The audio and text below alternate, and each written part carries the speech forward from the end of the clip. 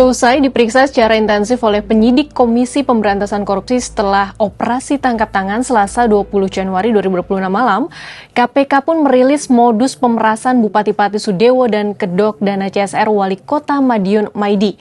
Menariknya, Bupati Pati Sudewo membantah hal ini di hadapan wartawan. Bagaimana lengkapnya dan bagaimana respons Kemendagri terkait kasus ini? Apakah menyinggung soal gagalnya pilkada langsung? Kita bahas ya. Apa saja soal saya juga membahas secara formal maupun secara informal pada siapapun kepada kepala desa. Seluruh kepala desa Kabupaten Pati saya belum pernah membahasnya.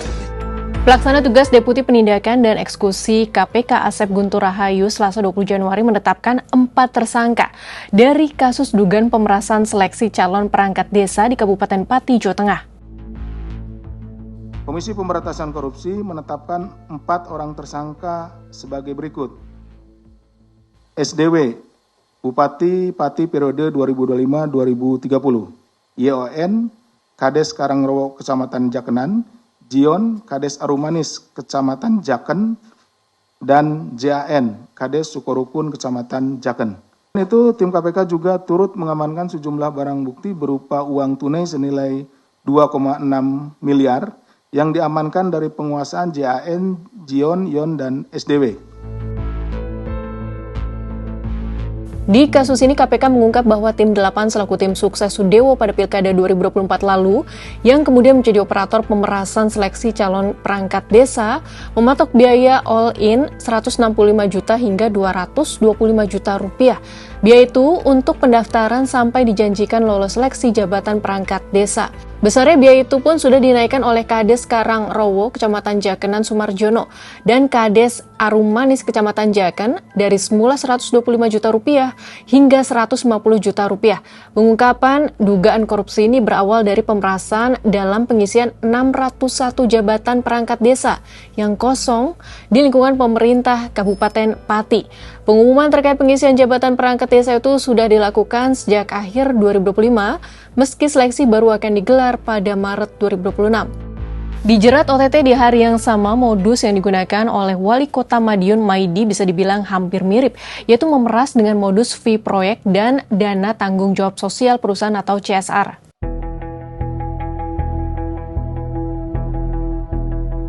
KPK menjelaskan jika pada Juli 2025 Maidi memberi arahan pengumpulan uang melalui Kepala Perizinan Dinas Penanaman Modal dan Pelayanan Terpadu 1 Pintu Pemkot Madiun Sumarno dan Kepala Badan Keuangan dan Aset Daerah Pemkot Madiun Sudandi. Arahan tersebut ditujukan kepada pengurus Yayasan Sekolah Tinggi Ilmu Kesehatan atau Stikes Bakti Husada Mulia Madiun agar menyerahkan uang sebesar 350 juta rupiah terkait pemberian izin akses jalan dalam bentuk uang sewa selama 14 tahun dengan dalih keperluan dana tanggung jawab sosial perusahaan atau CSR Kota Madiun.